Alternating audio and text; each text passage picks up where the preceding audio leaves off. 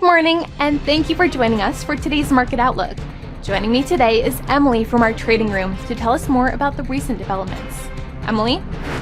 Oil prices settled marginally lower as US fuel inventory builds and concerns about wider economic impact from US tariffs outweighed some signs of increasing demand. US stocks clawed back into positive territory after President Donald Trump swiftly denied reports of a Federal Reserve shakeup, calling it highly unlikely he would fire Chair Jerome Powell just moments after reports suggested otherwise. Cryptocurrency spot trading declined by another 22% in Q2 2025, extending its slump despite bullish market conditions.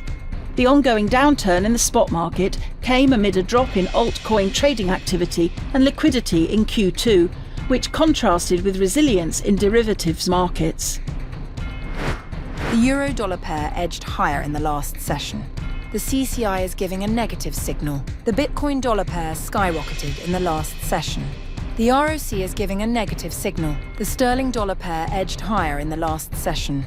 The ROC is giving a negative signal. The Aussie dollar pair edged higher in the last session. The stochastic indicator is giving a positive signal. In the days ahead, the economic calendar will include essential updates and key data releases. These high-impact events are expected to influence market behaviour and could lead to significant price movements. Understanding the importance of these releases is key for strategic planning. Whether outcomes meet, miss or exceed expectations, the market could respond in kind.